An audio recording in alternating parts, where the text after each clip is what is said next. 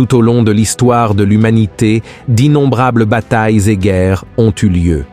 Certaines ont eu des proportions réduites et impliqué peu de nations, tandis que d'autres ont touché presque le monde entier. Les armées ont combattu pour diverses raisons, des disputes territoriales, des religions et des idéologies, certaines pour des motifs justes et, dans la plupart des cas, injustes. Mais indépendamment des raisons, une chose est certaine, la douleur et la mort causées par ces conflits ont été si grandes qu'elles ne peuvent même pas être calculées. Et la Bible nous dit que l'avenir sera également rempli de grandes batailles. Un jour, Jésus a dit à ses disciples qu'au début des douleurs, c'est-à-dire lorsque le temps de l'Antéchrist se rapproche, nous entendrons parler de guerre et de rumeurs de guerre, où une nation se lèvera contre une autre et un royaume contre un autre. Cependant, rien ne se comparera au grand conflit prophétique qui a attiré l'attention des croyants et des incroyants au fil des siècles, l'Armageddon. C'est de cette bataille finale dont nous parlerons dans la vidéo d'aujourd'hui. Mais avant cela, laissez déjà un like, abonnez-vous à ma chaîne et activez la cloche pour être averti par YouTube dès que je mettrai en ligne la prochaine vidéo, d'accord? Alors, allons-y. L'Armageddon est prophétisé comme l'événement le plus catastrophique et dévastateur de l'histoire humaine. Et bien que les gens croient ou non en son contexte biblique, nous voyons toujours l'Armageddon mentionné dans les films et la littérature. Il semble que tout le monde ait une certaine idée de ce qu'est cet événement, mais peu savent ce que la Bible dit vraiment à ce sujet. Tant dans l'Ancien que dans le Nouveau Testament, nous lisons non seulement sur la grande bataille finale entre le bien et le mal, mais aussi sur les événements qui se produiront avant et après cette guerre. Et une chose que beaucoup de gens croient, c'est que la Bible parle de l'Armageddon pour effrayer et paniquer les gens, afin qu'ils se convertissent et n'aient pas à souffrir des conséquences terribles de cette bataille. Mais ce n'est pas vrai. Bien sûr, Dieu attend que les gens remettent leur vie à Jésus-Christ et reçoivent le salut. Mais les Écritures relatent cet événement pour montrer à quel point Dieu contrôle tout, en plus de nous montrer que ses plans ne peuvent pas être frustrés. Un jour, Dieu réglera tous les comptes, jugera tout le mal et établira un royaume universel de justice. Le désir des chrétiens au fil des siècles sera accompli avec la seconde venue de Jésus et la défaite de ceux qui se sont opposés à lui lors de la bataille de l'Armageddon. C'est à cause de cet espoir que nous étudions les prophéties, attendant l'accomplissement des promesses de Dieu. C'est pourquoi nous allons maintenant voir comment cette guerre se déroulera.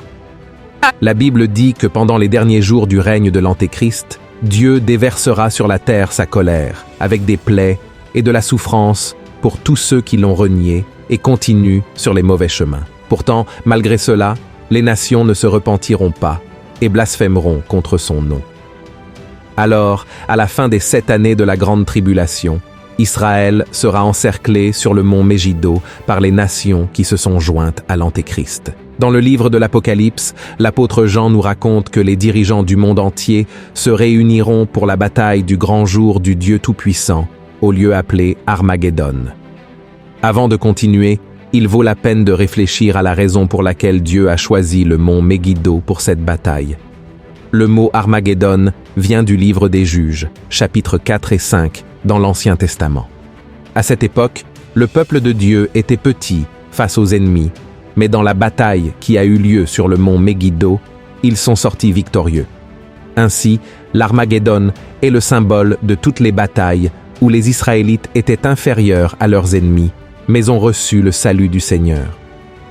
Lorsque son peuple est opprimé, le Seigneur intervient pour le libérer et lui donner la victoire. Et en revenant au livre de l'Apocalypse, l'apôtre Jean raconte qu'il a vu le ciel ouvert et que Jésus est venu du ciel monté sur un cheval blanc, suivi de toutes les armées célestes. Et sur son manteau et sur sa cuisse, il était écrit « Roi des rois et Seigneur des seigneurs ». Ensuite, un ange appelle les oiseaux du ciel à un grand banquet où ils mangeront la chair de tous ceux qui se sont levés contre le peuple d'Israël. Cependant, cette guerre ne sera pas comme les autres, qui ont duré des dizaines d'années. En fait, la bataille de l'Armageddon ne durera pas longtemps, car les ennemis seront écrasés sans aucun effort de la part du Seigneur. C'est à ce moment-là que sera versée sur le monde la 7e coupe de la colère de Dieu. Voyons ce qui est écrit. Le 7e versa sa coupe dans l'air. Et il sortit du temple, du trône, une voix forte qui disait « C'en est fait !» Et il y eut des éclairs, des voix, des tonnerres et un grand tremblement de terre, tel qu'il n'y avait jamais eu depuis que l'homme est sur la terre, un aussi grand tremblement. Et la grande ville fut divisée en 3 parties, et les villes des nations tombèrent. Et Dieu se souvint de Babylone la grande pour lui donner la coupe du vin de son ardente colère. Et toutes les îles s'enfuirent, et les montagnes ne furent pas retrouvées. Et une grosse grêle, dont les grêlons pesaient un talent, tomba du ciel sur les hommes. Et les hommes blasphémèrent Dieu à cause du fléau de la grêle, parce que ce fléau était très grand. Après cela, Jésus jettera l'Antéchrist et le faux prophète dans le lac de feu de l'enfer, et tous les hommes qui l'ont servi seront tués et mangés par les oiseaux. Ensuite, Jésus emprisonnera Satan et établira son règne de 1000 ans sur la terre, où il régnera avec son Église, et aussi avec ceux qui sont morts pendant la grande tribulation, pour n'avoir pas courbé le genou devant l'Antéchrist.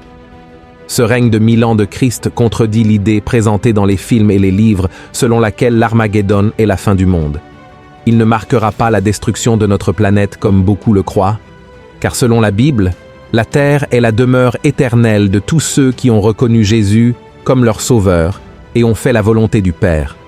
Voyons ce qui est écrit, car l'Éternel aime la justice, et il n'abandonne pas ses fidèles. Ils sont toujours sous sa garde, mais la postérité des méchants est retranchée.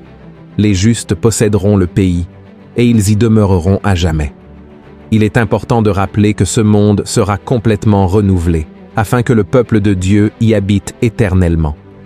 L'apôtre Jean a vu un nouveau ciel et une nouvelle terre, car le premier ciel et la première terre avaient disparu, et la mer n'existait plus.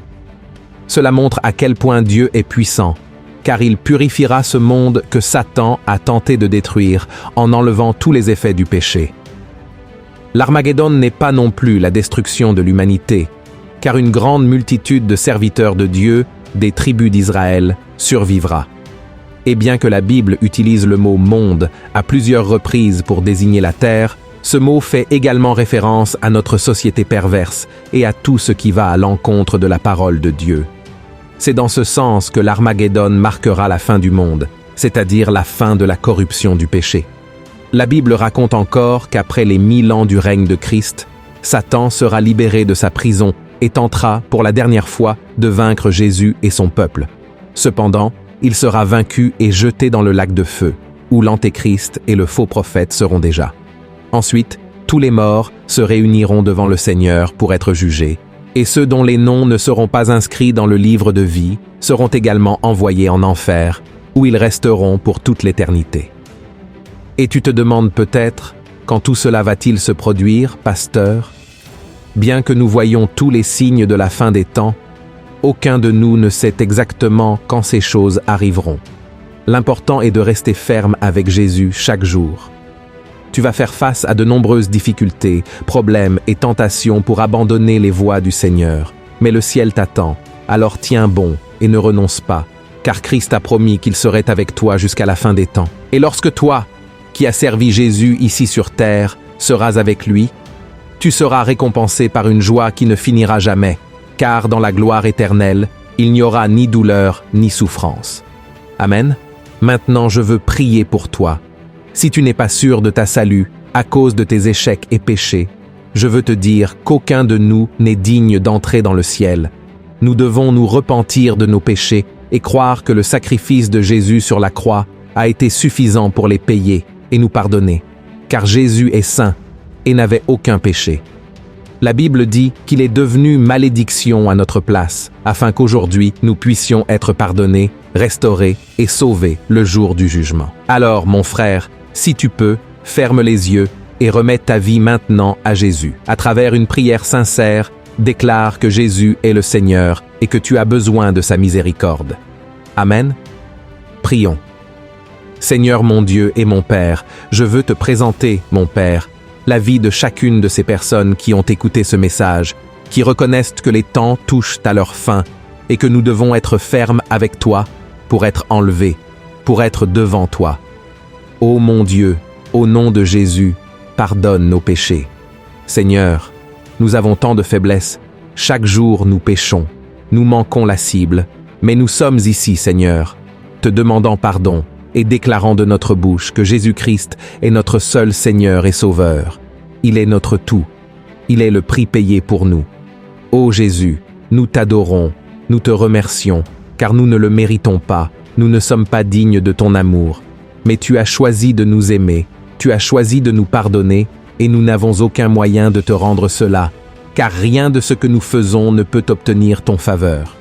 Mais nous, te remettons notre cœur, notre amour, et nous savons qu'à travers ton sang, Jésus, un nouveau chemin a été ouvert, et maintenant nous pouvons accéder à la présence de Dieu, nous pouvons avoir accès à toi, mon Père. Et cela n'a pas de prix, c'est un grand privilège. C'est un honneur, Seigneur, de pouvoir être devant ta gloire et d'avoir accès à toi, sans dépendre des hommes, sans dépendre d'intercesseurs. Nous pouvons nous approcher directement de toi, ô Dieu, et nous voulons te remercier et te demander de faire une œuvre dans nos vies, que tu restaures la vie de chacune de ces personnes qui m'écoutent maintenant.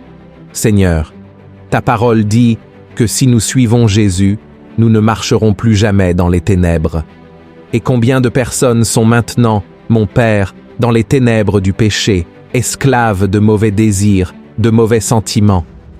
Seigneur, au nom de Jésus, apporte la liberté, afin qu'à partir d'aujourd'hui, elles marchent avec Jésus la tête haute, ayant une vie victorieuse, restaurée, tout pour la gloire de Dieu.